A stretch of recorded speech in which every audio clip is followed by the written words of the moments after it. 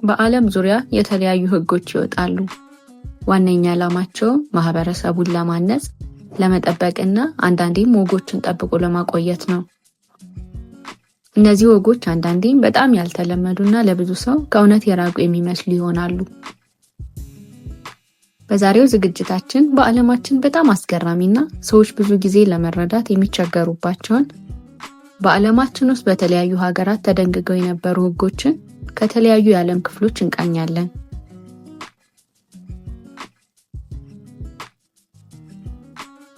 በስዊዘርላንድ ያለው የእንስሳት ጥበቃ ህግ ብዙዎችን የሚያስገርም ነው። በዚህ ቅንጡ አውሮፓዊት ሀገር ጊኒ ፒግ የተባሉ የአይጥ ዝርያዎችን የቤት እንስሳ አድርጎ ለማሳደግ ያሰበ ሰው 2 ወይም ከዛ በላይ የጊኒ ፒግ አይጦችን መግዛት ይኖርበታል። ምክንያቱም በስዊዘርላንድ ውስጥ አንድ ብቻ ጊኒ ፒግ ማሳደግ በህግ ስለሚያስጠይቅ ነው። የሀገሪቱ መንግስት ይህን ውሳኔ የወሰነው ጊኒ ፒጎች ማህበራዊ እንስሳት በመሆናቸው ብቻቸውን በሚያድጉበት ጊዜ ጭንቀት ሊሰማቸው የሚችሉ እንስሳት በመሆናቸው ነው። ስለዚህም የእንስሳቱ ባለቤቶች ጊኒ ፒጎችን በጥንድ የማሳደግ ግዴታ ተጥሎባቸዋል።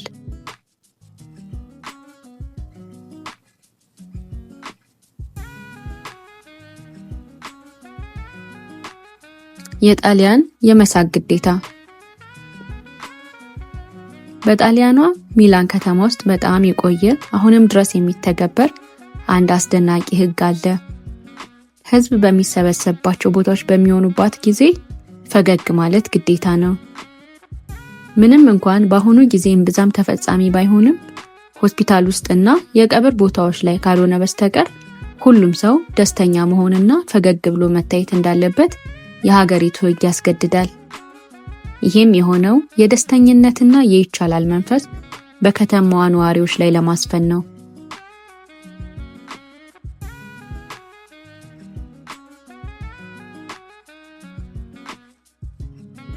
አስገራሚዋ አውሮፓዊት ሀገር ስዊዘርላንድ የነዋሪዎቿን ደህንነትና ሰላም ለመጠበቅ በእጅጉ የምትጥር ሀገር ነች።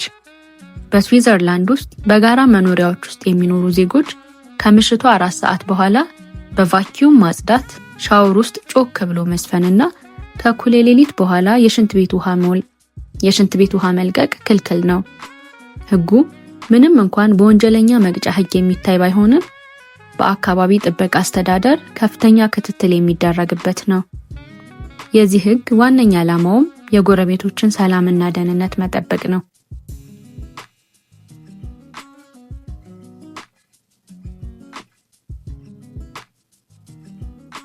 በእስያዋ ሀገር ሲንጋፖር ንጽህና አንዱ የብሔራዊ ማንነት አካል ነው።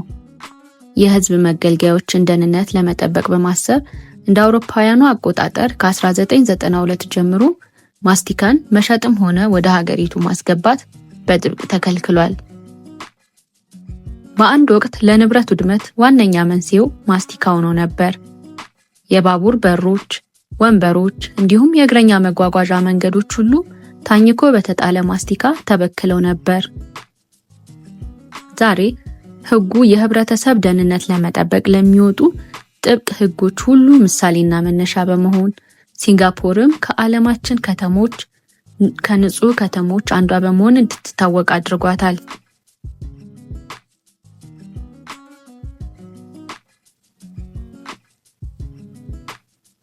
ለ7 አስርት ዓመታት ያክል ከእኩለ ሌሊት በኋላ መደነስ በጃፓን ውስጥ ክልክል ነበር። በ1948 ከሁለተኛው የዓለም ጦርነት መጠናቀቅ በኋላ በነበሩት ጊዜያት ወንጀልን ለመከላከል በማሰብ የወጣ ህግ ሲሆን በ2015 ክልከላው ቢነሳም የዚህ እንግዳ የሆነ ህግ ትዝታ ግን በጃፓን ብቻ ሳይሆን በሌሎች የዓለም ሀገራት ጭምር አሁንም ይታወሳል።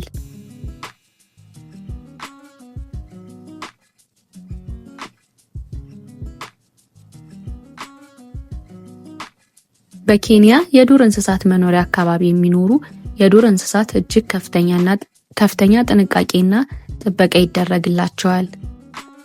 በአካባቢው የሚንቀሳቀሱ እግረኞችም ሆኑ ተሽከርካሪዎች እነዚህን እንስሳት መንገድ ጋር ቢያገኟቸው ቆመው ጠብቀው የማሳለፍ ግዴታ አለባቸው። በዚህች አፍሪካዊት ሀገር በማወቅም ሆነ ባለማወቅ የዱር እንስሳቱ ላይ ጉዳት የሚያደርስ ማንኛውም ሰው እጅግ ከፍተኛ ቅጣት ይጠብቀዋል። ይህ ሕግ ሀገሪቱ ከተፈጥሮ ጋር ያላትን ጥብቅ ቁርኝነት አንዱ ማሳያ ነው።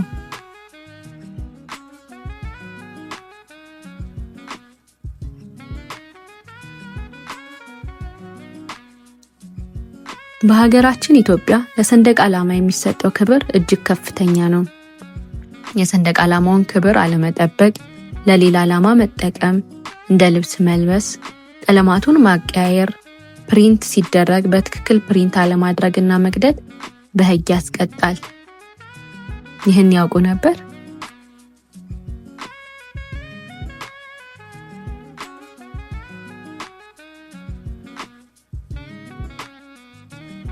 ካናዳ ውስጥ ትክክለኛ ያልሆኑ አስመሳይ ጠንቋዮች በሕግ ይጠየቃሉ። በተወሰኑ የሀገሪቱ አካባቢዎች አሁንም የሚተገበረው ይህ ሕግ ዋነኛ ዓላማው እውነተኛ ጠንቋዮችን በመምሰል ህብረተሰቡን የሚያጭበረብሩ አስመሳዮችን ለመከላከል ነው።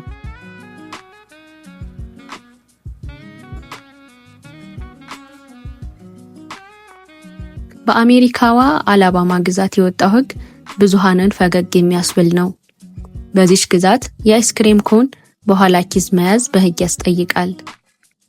ሕጉ የወጣው በ19ኛው ክፍለ ዘመን ሲሆን የፈረስ ሌቦች አይስክሬም በኋላ ኪሳቸው በመያዝ ፈረሶቹ ተከትሏቸው እንዲመጡ በማድረግ ስርቆት ይፈጽሙ ስለነበር የፈረስ ስርቆትን ለመከላከል የወጣ ሕግ ነበር። ሕጉ አሁን ላይ ተግባራዊ ባይደረግም ታሪካዊ ቅርስ በመሆኑ ግን አሁንም ተጠብቆ ይገኛል።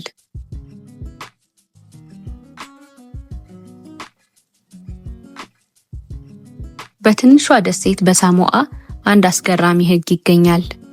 የሚስቱን የልደት ቀን የሚረሳ ባል በሳሞአ ውስጥ እንደ ወንጀለኛ ይቆጠራል። ምንም እንኳን በስፋት ተግባራዊ ባይደረግም ሕጉ ቤተሰብ ውስጥ አንድነትና መከባበር እንዲኖር ያለመ ሐሳብ ያለው አስደናቂ ሕግ ነው።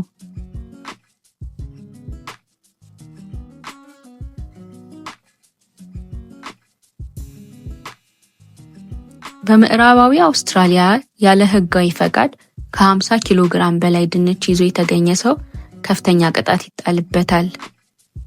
ይህ ሕግ የድንች ኢንዱስትሪውን ለማስፋፋትና በዘርፉ የነበረውን የብላክ ማርኬት ለመቆጣጠር የወጣ ሕግ ነው። እስካሁን ያየናቸው ሕጎች ምንም እንኳ እንግዳና ግር የሚያስብሉ ቢሆንም ታሪክን፣ ባህልን እንዲሁም የማህበረሰብን አመለካከት ያሳያሉ። እነዚህ ሕጎች ሀገራት እንዴት ህዝባቸውን፣ ማንነታቸውንና አካባቢያቸውን እንደሚጠብቁ ያሳያሉ። ከውጭ ላለ ተመልካች እንግዳ ቢመስሉም እነዚህ ሕጎች ስርዓትን፣ ክብርንና ማህበራዊ ኃላፊነትን ያሳያሉ። እስካሁን ካየናቸው ሕጎች እናንተን ይበልጥ ያስገረማችሁ የትኛው ነው? ኮሜንት ላይ ያሳውቁን። ይህ ቪዲዮ ትርጉም ያለው ሆኖ ካገኙት ላይክ፣ ሰብስክራይብ እና ሼር በማድረግ ለወዳጆቹ ያሳልፉ። እናመሰግናለን። ሰላም።